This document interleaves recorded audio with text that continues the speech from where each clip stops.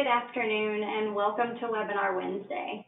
We're glad to have you with us for today's presentation featuring our panel of experts, including Heidi Horn, Vice President of Healthcare Marketing Strategy of Nuvolo, Paul Kelly, Director of Biomedical Engineering and Green Initiative of Washington Hospital Healthcare System, Rob Kerwin, Legal and Compliance Officer, Attorney at Law, and General Counsel of IMERS, Jason Kitchell, President and COO of Universal Medical, and Chase Torres, the bearded Biomed and lead field service technician of SPBS. Our panel of HTM leaders and representatives from small to mid-sized independent service organizations will discuss the challenges smaller ISOs face in 2022 and the impact these challenges may have on hospitals. Webinar Wednesday would like to thank our sponsor, Nuvolo. Nuvolo is proud to introduce their connected workplace solution designed specifically for small to mid-sized healthcare customers. Nuvolo's connected workspace for SMB provides a robust yet economical CMMS that is fast to implement and easy to support. For more information, please visit the Connected Workplace for SMB solution at nuvolo.com. A few announcements before we get started. Don't miss our 20th anniversary of MD Expo this year in Atlanta on April 11th through the 13th. MD Expo strives to provide healthcare technology management professionals with a unique, intimate, and rewarding conference, second to none. You can find all the details at mdexposhow.com. Our discussion today will be led by Heidi Horn. Heidi, you may begin whenever you are ready. Thank you, Jennifer. So I'm really excited to be here with this panel today. I'm going to do a brief introduction of everyone so everyone knows who we're talking to. Just real quick, introducing myself again. My name is Heidi Horn with Nuvolo, and just so you know my background, prior to joining Nuvolo, I actually was in the HCM industry and I led a large HCM department in the Midwest. I'm also on the AME board of directors, and I'm on the chair of the AME Technology Management Council, as well as an AME fellow. So again, real excited to be here to talk about this topic, which I think is important to all hospitals and ISOs, as well as manufacturers. So to introduce my panel here, first I want to introduce Paul Kelly, who is having some webcam problems right now, so you can't see him, but he is definitely on. So Paul is currently the Director of Biomedical Engineering and the Green Initiative at Washington Hospital Healthcare System in Fremont, California, where he started that biomedical engineering department in 1998. Paul is also an AME fellow and very active in the HCM industry and has earned multiple recognitions and awards. I've had the pleasure of working with Paul for many years now, and I know that many of you probably know him that are listening right now. Paul served on the AME Board of Directors as the chair of the AME Technology Management Committee and the co-chair of the AME ANSI EQ Standards Committee.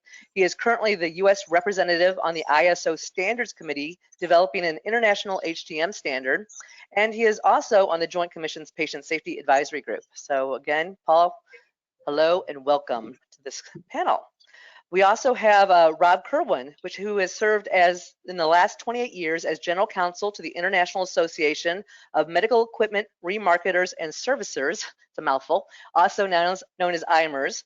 IMERS is a trade association advocating for best practices and level playing fields in the diagnostic imaging secondary market. Its members include independent sellers, servicers, manufacturers, and HDOs.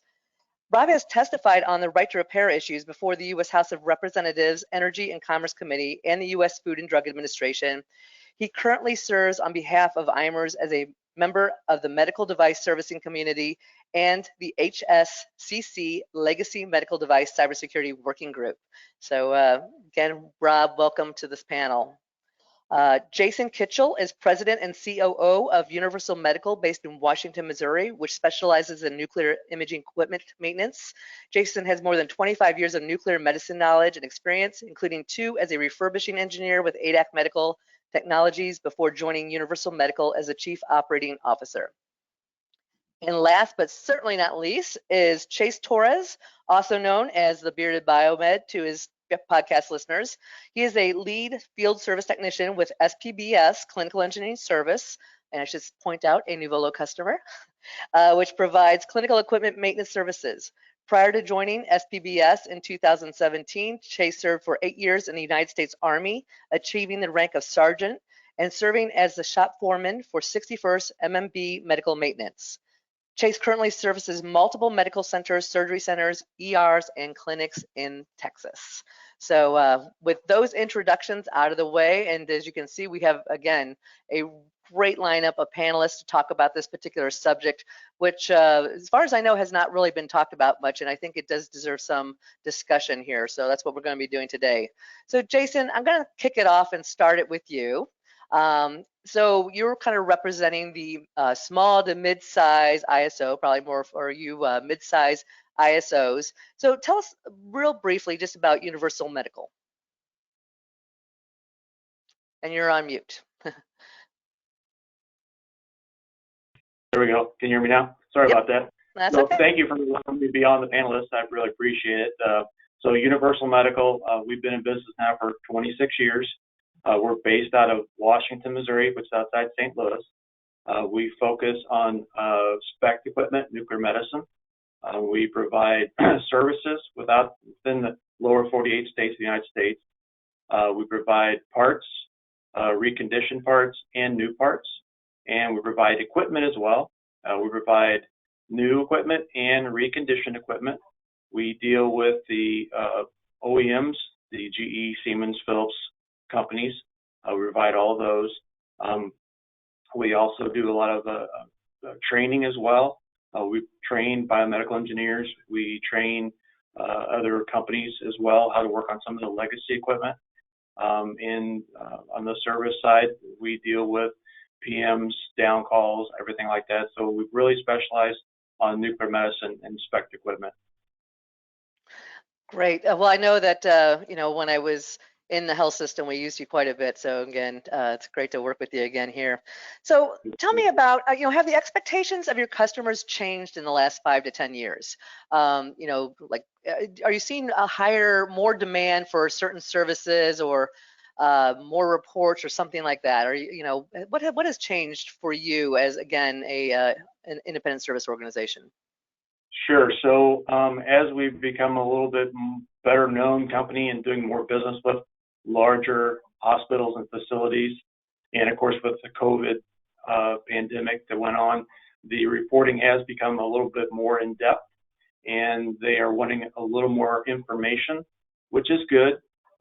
One thing I didn't mention before was we are ISO certified now, so ISO 1345.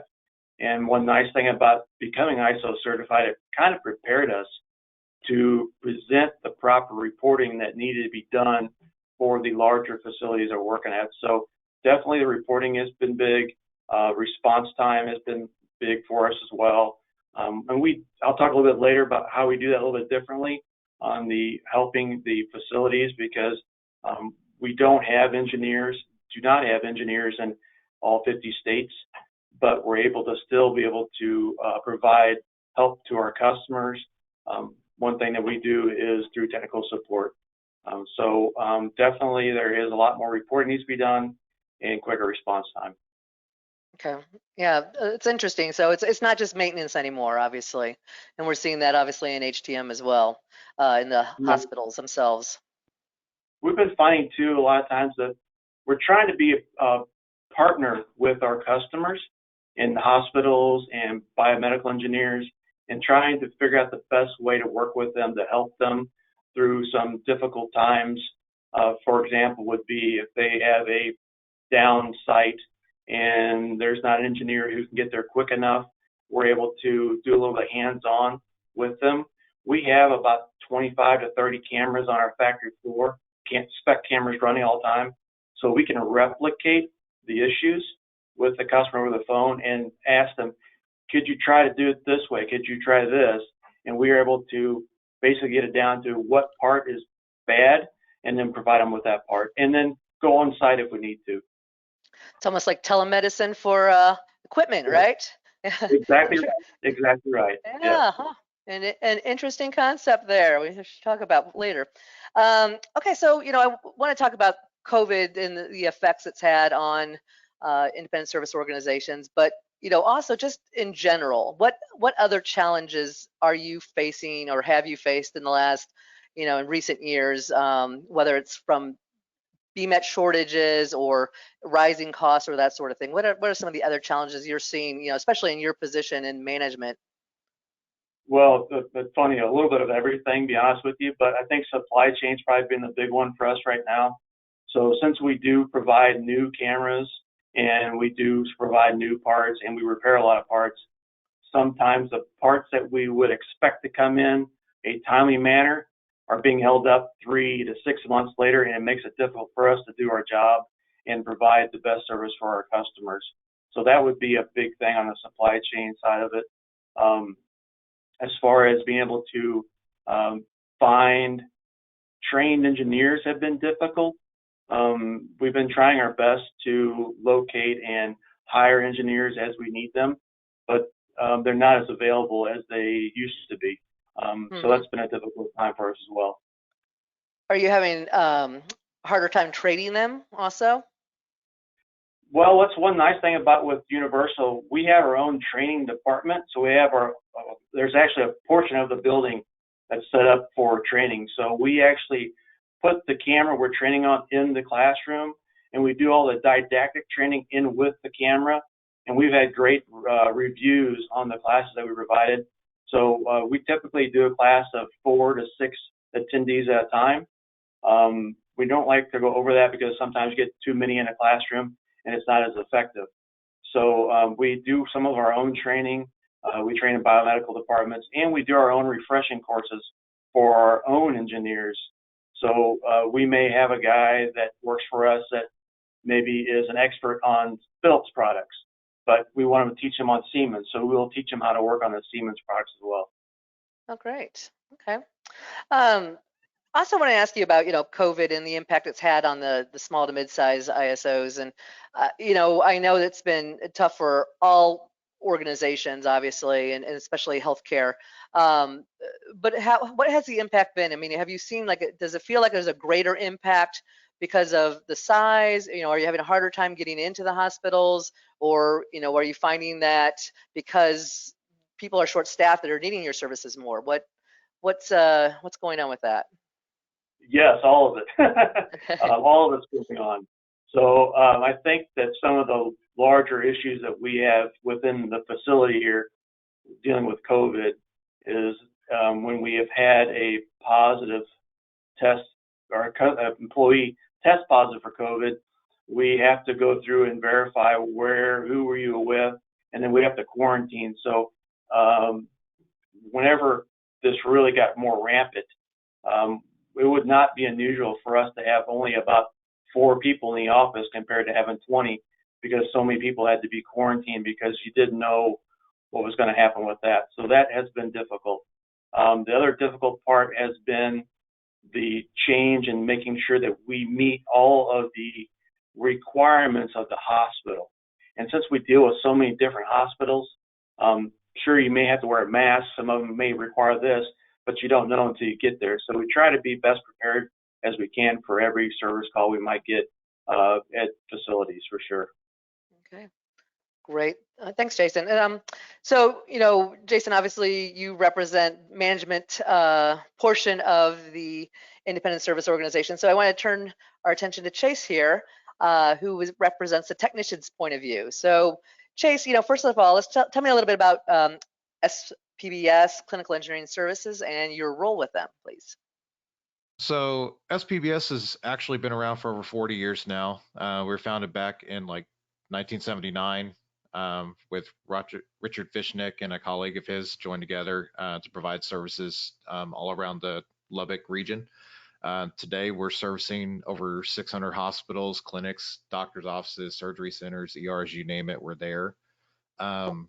As of right now, we have over 50 Biomed servicing the Northeast, Southern, and Central regions of Texas, and along with the United States as well. We essentially fulfill a whole hospital solution or just a field service perspective. We kind of are that linking component between in-house and OEM to bridge the gap and fill in whereas we're needed. Providing, general biomed, sterilization, anesthesia, CT, imaging services. We're one-stop shop. As for me, like I said, I'm the lead field service technician, so I have a hand in training newer technicians as well as, taking over full facilities, biomed services myself. And like I said, I'm a little bit of everywhere. We have a lot of customers that depend on us, and we're constantly growing. So it's been an endeavor and a good one at that. Yeah, and I know you had to rush over from a service call right before this, so we're Yeah. appreciating that you were able to make it back for this webinar. Those hospital beds aren't going to fix themselves. No, they do not, do they? Yeah. So, you joined SPBS in 2017. Have you noticed any changes in expectations from clients? And what I'm really getting at is, again, have you noticed that they want more than just maintenance now? There's things have expanded as far as your role, I imagine. Well, I would say the biggest thing would probably be, especially with COVID. I mean, over the past few years, it's been response and, customer service drives the industry. It's always going to determine our success and, meeting their expectations.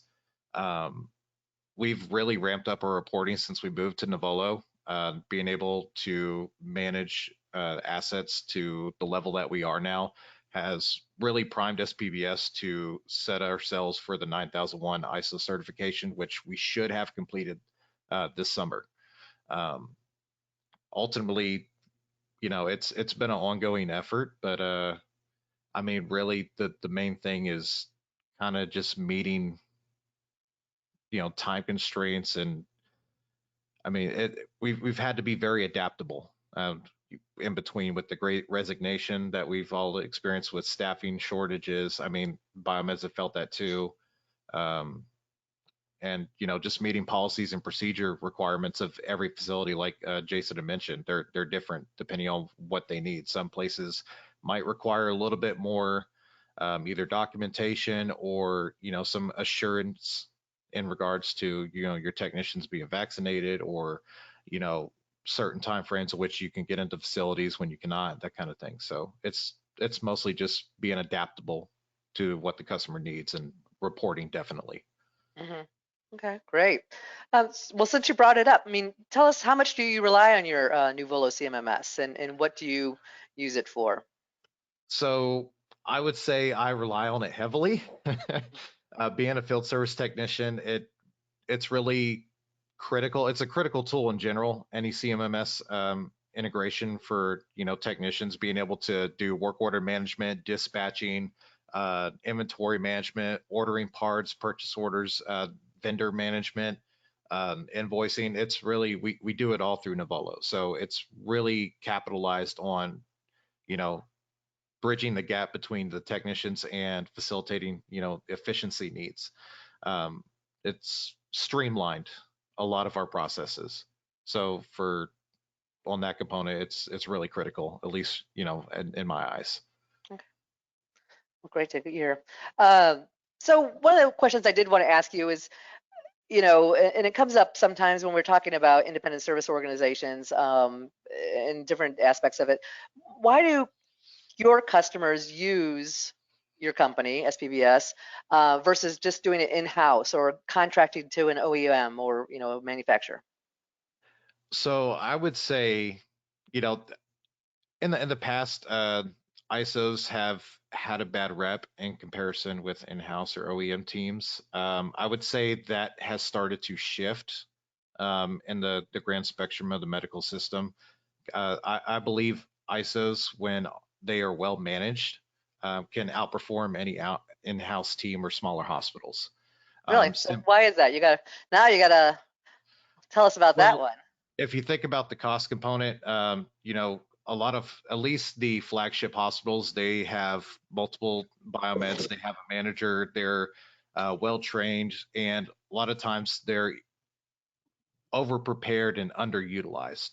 And the cost equivalent, I don't feel matches up to that. But you also have to consider too, we fill in that gap between OEMs providing services to rural hospitals and a lot of the smaller hospitals because they don't have the resources and capital assets available than a lot of these larger hospitals will. So SPBS facilitates that need to where we can have a technician come in, facilitate either sometimes we like to call them hero repairs or services that they might not have been able to really jump into before because just the cost was so insurmountable that it wasn't worth pursuing. Like I said, we've been tapped on the shoulder by larger OEMs. We've even those smaller OEMs to facilitate, services, repairs, what have you, to some of these smaller hospitals that don't have those resources or just too out in the boonies, let's say, to have that, that special touch that OEMs can provide. So like I said, we are kind of like I like to say the fit anywhere component. We can subsidize work even for the larger hospitals too that they necessarily can't get to, but they want to still provide that level of service. Yeah. Okay. You kind of touched on it, but I'm curious, how, if you could talk to it, how do you think being a technician with an independent service organization is different than being a, BMET in an HTM in-house organization? Well, my entire career, even in the military aspect, I was technically field service. So I'm a little biased in regards to my view on what field service and in-house can be. But for me, it's the variety of facilities, individuals I get to work with. I've really gotten to build a diverse array of knowledge on just different types of equipment. Going through multiple facilities, whether it's a surgery center or an imaging lab or, an actual critical access hospital system, like you're going to come across all different modalities that you wouldn't typically see in one singular spot. So I've really gotten to experience vast arrays of just different models and manufacturers of equipment. And then I also, get to work with extra paperwork as well. Which we know you BMETs love. Because, third party, typically we have to exceed sometimes OEM paperwork to justify what we're doing. So, but that's something that we can also, take pride in, that our level of documentation is exceeding OEMs at some points. And, that's not a lot of facilities or other systems can say that. And lastly, I would say the field service technician is more adaptable because we are constantly going into hundreds of facilities a year, never knowing what to expect, never knowing what you're going to come across. But that also makes it part of the adventure. So, it really builds, I don't want to say courage. It just, I'll take a field service technician. Just because of all the different experiences and such that they've had to go through. So to me, that's what sets us apart. Well, it sounds like you really enjoy what you're doing too, and pride of your what you I'm do. I'm not going anywhere. I'll be doing this for a long time. Oh, great. So I know it's a little off topic, but I can't leave you without asking you, how and why did you start the Bearded Biomed podcast? Essentially, one, I could talk biomed all day, every day. And my fiance would probably get tired of me talking to her about it. So the podcast wouldn't exist if it wasn't for her pushing me to pursue it. But I also wanted to bring light to the biomed field. Still, even today, even though the field has been around for decades, a lot of general society doesn't realize that we are even here. When they ask you, what do you do? Well, yeah, I guess that makes sense that you exist. Well, that's not the right answer. And that's certainly not going to help filling in the age disparity with a lot more retirements coming down the line, and filling in the incoming HTM, newer grad technicians coming into the field because we're not meeting the projected numbers that we're going to need within the next few years. Essentially, the podcast is my way of contributing to bring light to the field, to help facilitate issues that we are having within the field in regards to education, right to repair, training, what have you. I just want to be that, that beacon, that voice that can help, shine light on other HTMs that are doing great things, and also just discuss issues that we're having in the field. Yeah. Okay. Well, I know you have a lot of followers already, so, and I know one of our people at Nuvolo, Dustin Smith, is a huge fan already, so he's been listening to all your podcasts. I'm a fan of Dustin too. And stay tuned. We'll be having that episode post next week as well. Got Heidi and Dustin that joined me, so it's going to be awesome. I hope you tune in and enjoy. Yeah, Dustin wants to be your partner. I'll just tell you, warn you right now. He wants to go on the road with you. So Rob, I'm going to turn questions over to you now. And so let's just start. Can you tell me a little bit about IMERS and what you do for them? Sure. Well, we've been around since 1993 to sort of take from what Chase had to say. There had been a reputation amongst some of the independent services, which was not great in the secondary diagnostic imaging marketplace. And in fact, if we remember, the FDA, with some considerable support from manufacturers, was actually exploring further regulation of third-party sellers and servicers. And they opened a formal document and solicited comments. So we were delighted to, when the organization formed, to be able to be a voice and advocacy for both education and for a level playing field. And IMERS has, all these many years, continued with its commitment. We too have a program at the end of April where we're an educational program bringing in stakeholders to talk about all the different things that are necessary to be successful and to be ethical in this process. And my role as general counsel has been to assist in the establishment of best practices.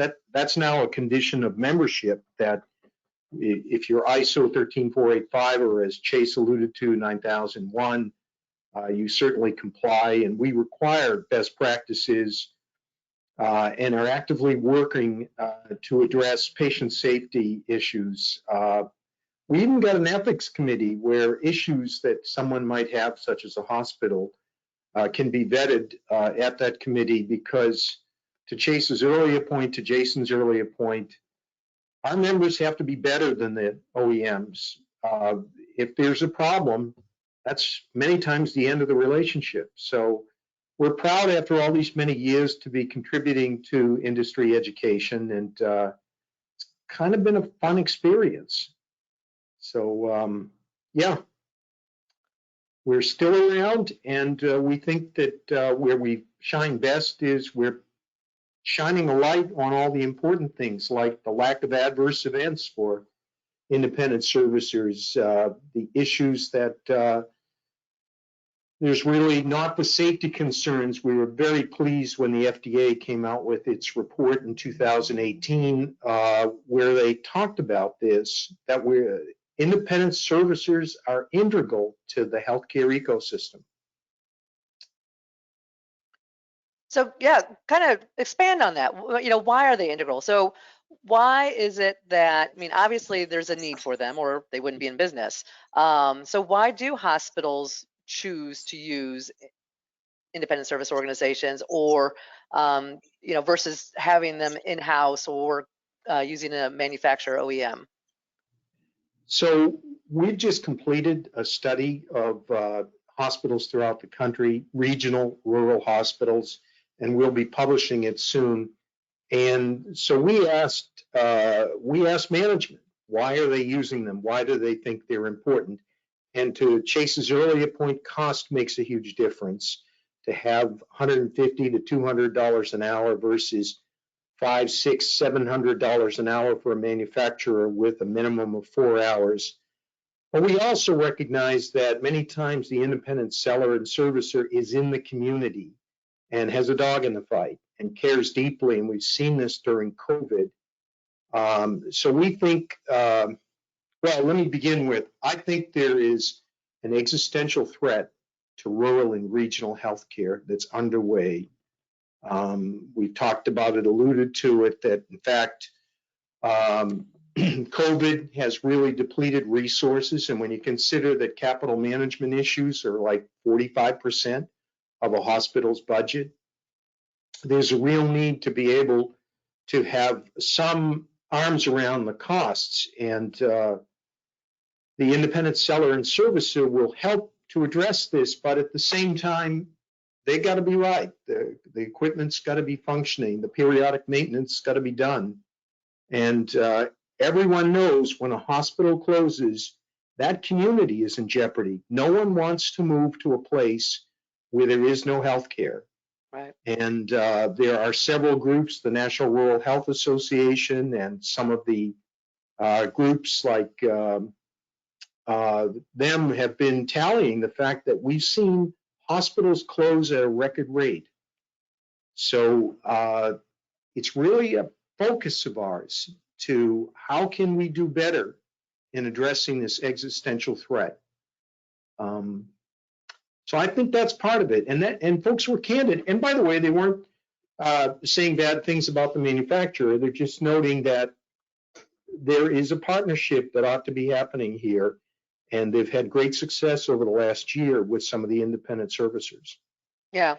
Well, and again, I know when I was over the HCM department at SSM Health, we used Jason's company. We used the small to mid-sized independent service organizations oftentimes when, if we had somebody that left, for example, if we had somebody who was highly trained and we needed, to bring somebody in, whether it's ultrasound or something like that, we often, would call upon them. Or if we were short-staffed for another reason, whatever it might have been, it could have been a number of reasons, or if we were just behind on PMs and had to call somebody in, there were times where we were like, we are not going to get this done this month and we need some help. And so we would call in, a general biomedical company, and it was always, less expensive, quite frankly, than having the manufacturers coming in.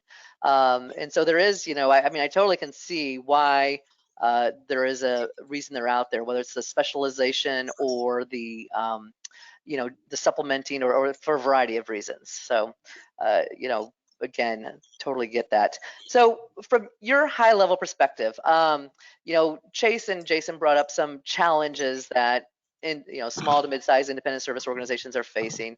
Are there any others that you're seeing out there, from your higher level working with a number of them across the US? Yeah, I think, and Jason, by the way, is a very valued IMERS member, and he's been sitting, as have several of our members, on the Legacy Medical Devices Committee of the HSCC, the Health Sector Council. And I think this cybersecurity is a real challenge. Each of the hospitals would like to see an upgrade, would like to see further protection for vulnerabilities. And what sadly we're hearing is that some manufacturers are, after they install the upgrade, install the protections, are then putting 256-bit encryption and limiting the ability of the independent servicer to undertake the work. It really ought not, hospitals should have choices. It really shouldn't be that you have to choose between cyber protection and having your own choice for who should be handling the equipment that you own. And right there with it are service access issues. Some manufacturers continue not to be as willing to provide AIAT information, to provide the assembly information and the service access information. And I would love to say that it has nothing to do with competition, but the irony with this whole thing is, if independent services were as troubling as some have suggested, why is it that all the manufacturers that seem to be doing multi-modality business are in turn hiring these independent servicers? If from Monday to Tuesday they're doing a great job, and then Wednesday, Thursday, and Friday, did something else happen? I don't know. But so we're concerned about those issues, and we've been raising it with the Congress. and with the FDA and with the White House to address how we want more of a level playing field. Yeah. So, you did bring up these some of these challenges. Again, do you think it is having a greater impact from a business perspective on the small to mid-sized independent service organizations than it is perhaps the larger ones that are? I kind of do. I think in some ways it's a market power thing. Even with group practices, we're seeing that it's a real problem. And it's not just us. I mean, last year we saw the Federal Trade Commission in its report on nixing the fix cited a number of submissions, including IMERS, talking about the fact that this information, servicing information, right to repair information, is being withheld. And it's harder for an independent servicer to commit to a long-term contract if one knows that there may be some challenges in getting the information. I mean, we are worried that some of these rural hospitals will close, and the rural hospital associations continue to say that 1 out of every 4 are in some form of financial jeopardy. And as we talked about, if that closes, it's more than just the healthcare. It really, the community is challenged.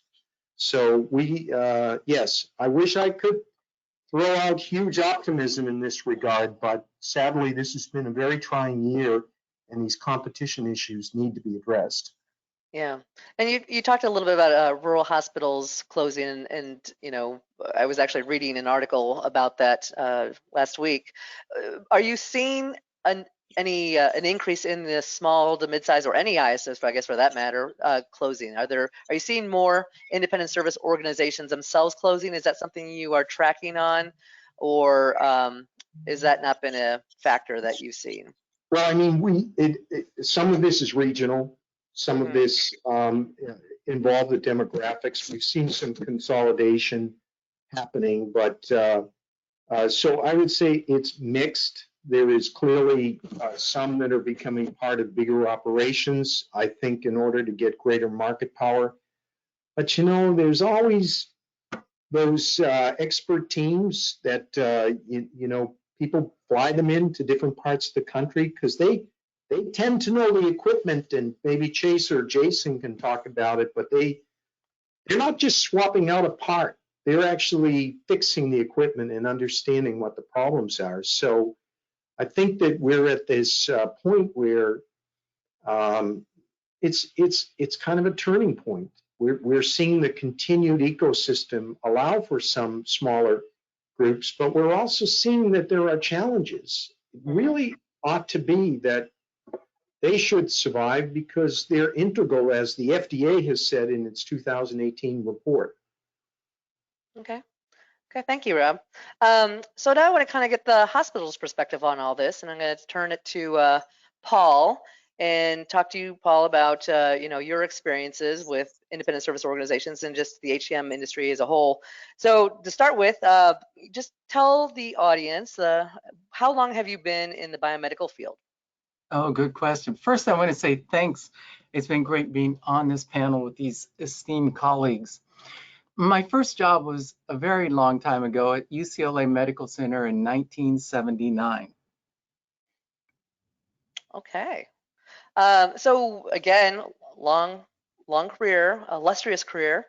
How have you seen HCM in general just change over the years then? What has been some of the main factors that you've noticed in the change? Yeah, wow, I could do an entire webinar. And we should. Good idea. Let's do that next. While I was initially trained on integrated circuits, I also had to understand vacuum tubes and discrete components. And if you don't know what vacuum tubes are, look it up. Microprocessors were still rather new and hadn't made their way into medical devices yet. In those days, we did a lot more calibrations. We had a tech whose sole responsibility was to calibrate the instruments used before every surgery case. Now, most things are self-calibrating and check themselves during startup. They're all interfaced with each other. And HTM departments have had to move from focus on frequent calibrations and electrical safety to more IT-related issues, including cybersecurity. Our field, hardly looks like it did 40 years ago. No, yeah, it's actually been amazing. And, so are you finding, because I know I experienced this, that you're spending less time almost on maintenance, and this is less time on maintenance work and more time on those all other things, whether it's capital planning or projects or, you mentioned cybersecurity, the all other bucket. Is that something that has been happening in your health system? Hey, yeah, I think so. And unfortunately, we're still in California where we have a thing called Title 22 that still doesn't let us stop doing some of the things we know we don't need to do. But yeah, we're definitely doing a lot more IT related, more project related things. Okay. With the same staff though, of course, right? Oh, of course. Yeah, because you can't add staff. Okay. Well, I'm going to ask you to look into your crystal ball then. And I know, uh, you know, we've talked about this before too. What do you see is happening in the HTM industry in the next 5 to 10 years? How do you think it's going to change going forward? I think part of that depends on the right to repair movement. I know a lot of us on this call are involved in that, and I would tell everybody else to get involved if you're not. I believe devices are going to continue becoming smaller, more integrated, and more connected. A lot of companies have discovered that their futures are in healthcare, and they're going to be introducing disruptive technologies for some time to come. If they figure out how to do billing issues, there'll be much more patient care at home. And I think the in-house HTMs may become more of a field service type job. I also think the OEMs will be moving toward more subscription to use their devices, much like car manufacturers are moving to subscription to use their seat warmer or their key fob. It's interesting. I haven't heard that one yet. Oh, yeah. Okay. So explain to me how does that work? I guess I don't, honestly, I haven't heard that one. How does that work? Yeah, so one company, they have the seat warmer built in the car, but if you want to use it, you have to pay a monthly subscription fee. Another one is trying to get people, and I think they might have changed their mind, but to be able to use your key fob, you have to pay a monthly subscription. See, my car's 2013, so that's probably why I don't know any of this stuff. It's still got the big old fat plug on it. Okay. And I think a lot of this, the consumer has to push back, just like our field didn't push back as our right to repairs were being eroded over the years. We just kind of accepted it, and it just kept getting worse and worse. Yeah, totally agree. Okay, well, let's talk about, I know that your hospital uses an independent service organization. Tell us, what you use them for, why you use them, and how they benefit the hospital. Well, we've used and do use many different smaller ISOs. We have a local one-man company who fills in for us when we're short-staffed or busy with projects. He's also certified on microscopes, so he does that for us.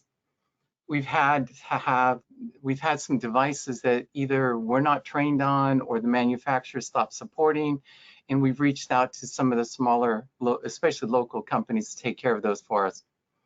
One time we had several diagnostic ultrasound machines that were out of warranty. The company FSE was so well liked, but he was leaving to start his own business. We took the chance and moved with him, and he actually grew that business into a nationwide service company that he sold and retired recently from. Okay, great. So last question, what do you think the impact would be if there are fewer of these, I like to call them mom and pop ISOs or small to mid-sized independent service organizations? What do you think the impact on HTM in general would be? Well, I think costs and delays will increase. As it's been mentioned that a lot of times the OEMs aren't anywhere near. They're definitely much more expensive, and having the smaller ISOs available helps fill in those gaps very quickly usually. I think competition is a good thing, and having these ISOs available when we need them helps keep the OEMs honest. And it helps us take care of our patients faster and better. Okay, Great, thank you, Paul.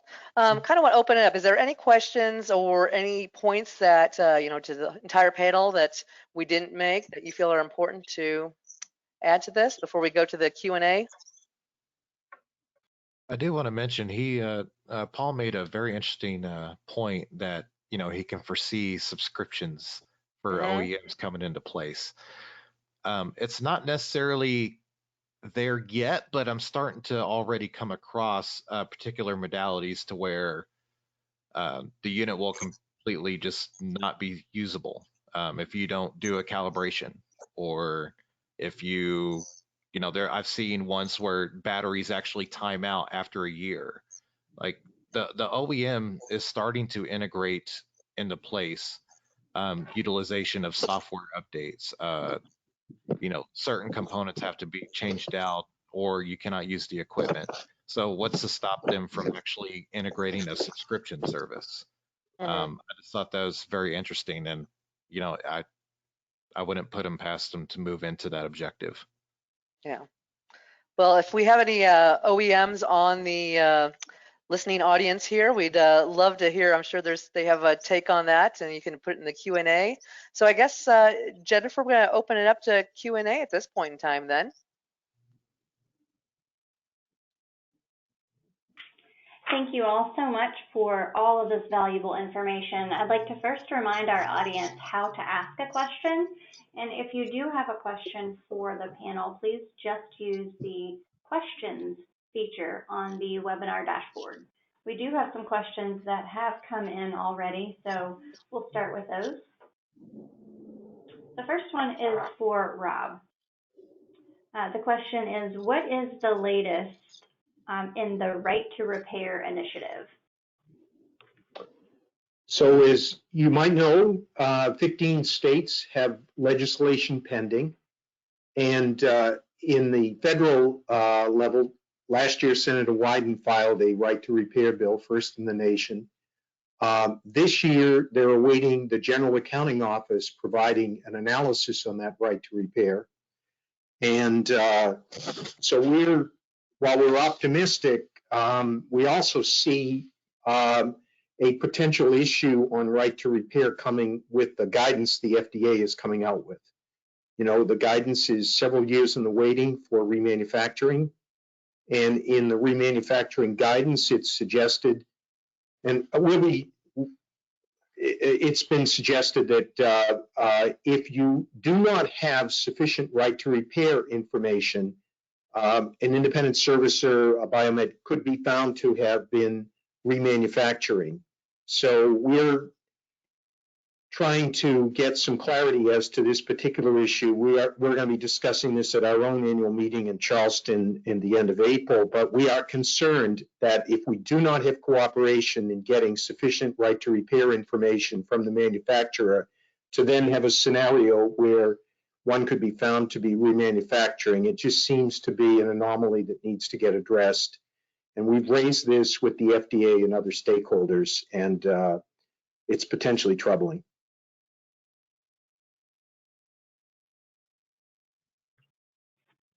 All right, great, thank you. Can I also throw one thing in on this too? The patching issue, it doesn't seem like the industry has completely come to a consensus as to what role, if any, the independent servicer has in patching for cyber issues. A lot of folks say that's not our deal, we don't want to get involved, but if you're not involved in the patching, somebody else is going to be doing the patching, and maybe that may turn out to be limiting your service opportunities. So I think the industry as a whole, and we're working on it as well, needs to be coming up with a consensus approach on patching.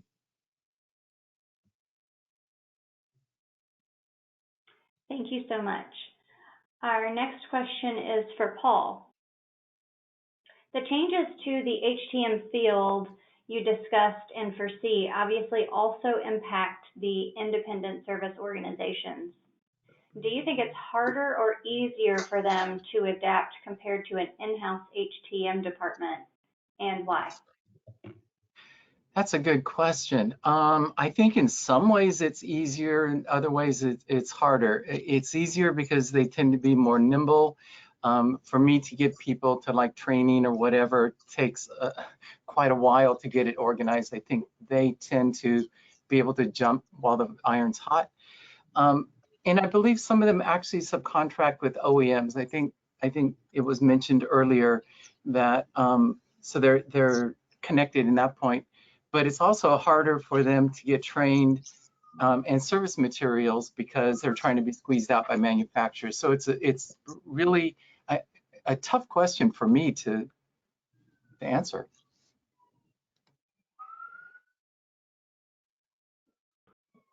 All right, our next question is for Chase. Since you were a BMET in the Army, what is the most important thing that civilian BMETs could learn from being a military BMET?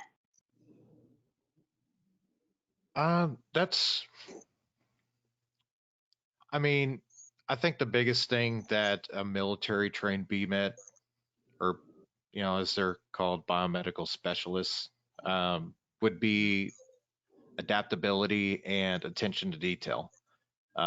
Especially attention to detail, since it's driven, on every aspect of military life, which, serves any technician very well, especially getting into very sophisticated modalities and, sophisticated equipment. To me, I think that's served very well. And yeah, I mean, there's a whole list of things I could go through, but those probably be my top two. All right, thank you. Our next question is, as the new generation who is, it seems, interested in always looking to the next best thing, and they're entering the workforce, how are you retaining your technicians within your ISO? This was not directed to anyone specifically, so you can each take a turn. You should take that one. I'm sorry, repeat that question one more time. Sure. It says, as the new generation who is, it seems, interested in always looking to the next best thing, and they're entering the workforce, how are you retaining these technicians within your ISO? So as the new workforce enters the fray, the first thing is we got to make them aware of it. I mean, retention issues have always been kind of like that thing that gnaws on the back of the biomed field is, holding on to your technicians. You have to incentivize them wanting to stay, whether that be accessibility of training, educational opportunities, 401k bonuses, really indulging, what their needs are and what their career advancement opportunities want them to be. I think with especially the field aging out and, the median age being over 50, I think we just need to do a better job at putting more value into the technicians that you're currently managing, whether that be getting them to at some point take up your position when you do sent to retire, because I hear it all the time from fellow colleagues is that they don't really feel like there's a lot of career progression available, and that can be very especially in ISO for field service, especially just because there's not necessarily a lot of opportunities to move up until someone does retire. That's why I would generally say, find out where they want to go to and what specialty they might want to dive into. Do you want to be, an imaging tech, anesthesia? Understand what they want and then try to fulfill those needs, and you'll have a better opportunity to retain them. Usually if you can have a technician stay between, after 1 to 2 years, they're more prone to stay with the company. And like I said, it all goes back to how you treat your technicians and what value you're placing in them. And don't make them work on an old antiquated CMMS, right? I had to give a plug in there. So. Very good reason too. Yeah. All right, our next question is a follow-up to Rob's comment on cybersecurity and addressing vulnerabilities. How are ISOs dealing with device vulnerabilities, especially in the case where an OEM cannot provide a remediation in a timely manner? So what I'm hearing is that several are working with nanosegmentation solutions where they're basically walling off the device from potential ransomware or a potential attack, and they're doing so in very creative ways. Others are, obviously participating in end-of-life, end-of-support solutions with the HDO. So there's more to come on this, and of course, we expect in the next 2 months the HSCC to come out with its report on cybersecurity for legacy medical devices. It's not an easy read. Right now, it's at 106 pages. We've been participating, talking about this and patching for the last couple of weeks. But there are some creative, interesting solutions, and I think it makes sense for ISOs to be suggesting to their constituency some solutions, not simply relying upon others to come up with the solution.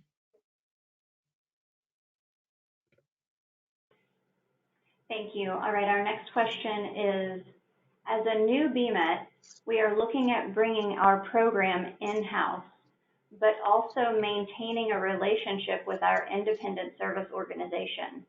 What should be our primary focus?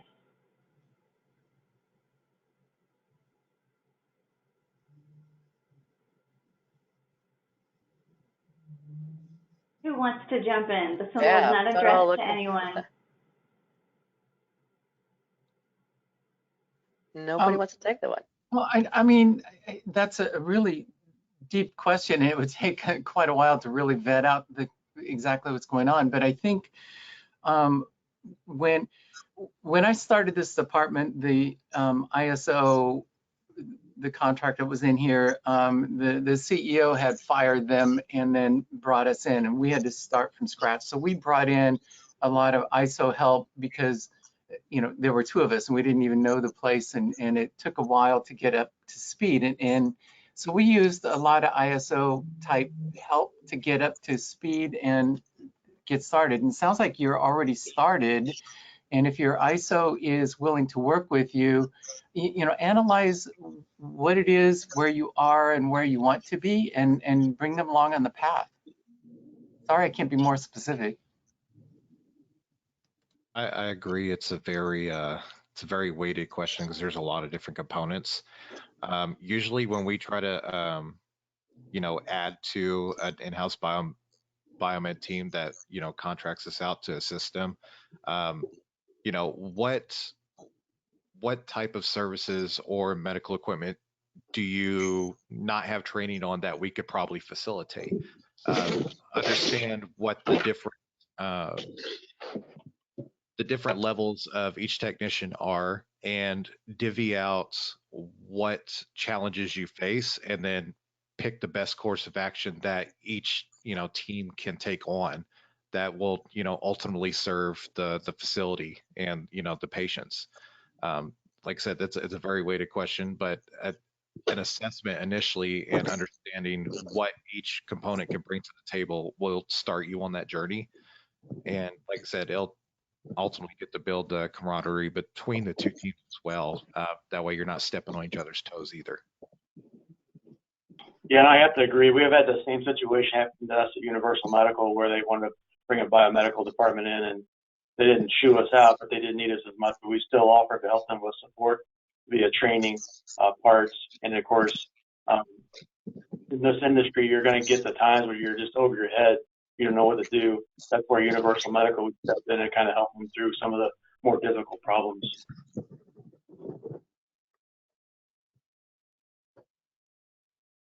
That's great. Well, thank you all to our panel for your time today and for a great presentation. I would like to encourage everyone to visit our sponsors today to learn more about the services they provide to our industry. Please visit nuvolo.com. A quick reminder to our audience that you can obtain your CE certificate by completing the post-webinar survey.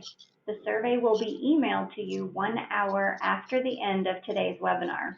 You must complete the survey to receive your certificate. You'll be able to download the certificate immediately upon completion of the survey. If you have any questions, you can reach us at webinar@mdpublishing.com. We will be back next week with another webinar.